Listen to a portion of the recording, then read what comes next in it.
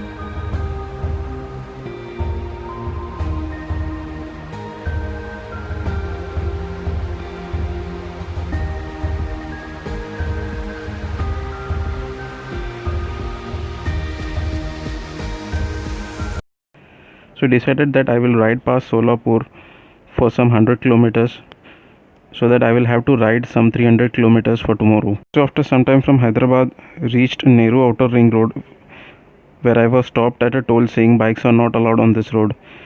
So I took a U-turn from there and a policeman signaled to come close to him. I thought he will fine me or ask me for some money, but instead he asked me where I need to go and accordingly he suggested the route. Even after taking the U-turn, the Google Maps was rerouting to the same road. Somehow took a different route and reached NH65. Till Pune, the route was NH65.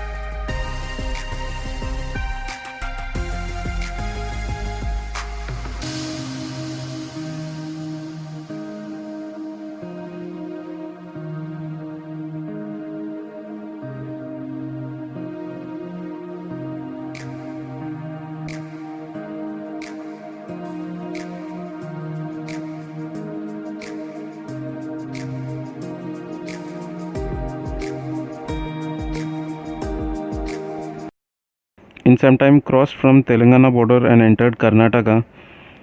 By evening reached the Karnataka and Maharashtra border and halted at a dhaba and asked him for some evening snacks. He started saying kheer, fried rice, sabji, chapati, etc.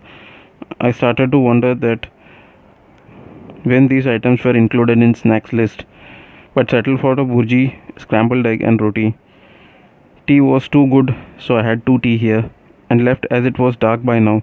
Initially, the road after the border into Maharashtra became too bad, uneven and pothole ridden, and with no lights. Thought that it would be for few kilometers, but it went on. Stopped at a fuel station and refueled my bike. Asked them about the road conditions, for which they said the road is in same condition till Solapur, and Solapur was still far.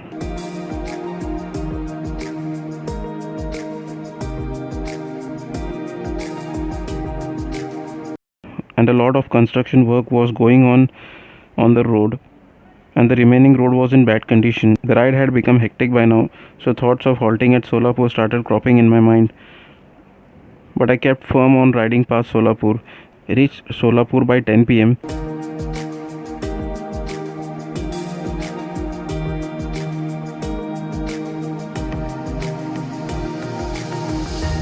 And the place of halt was Themburni, which is 90 km from here.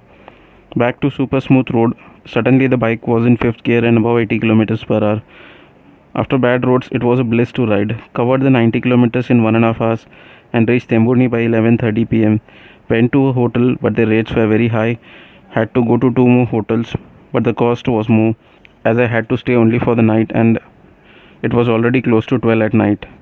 After inquiring, reached a hotel where I got a low-cost room. Later found that only I was staying at the hotel and the rooms were not that good, but I had to spend only a night. As the fan was not working in my room, got my room changed and managed to sleep.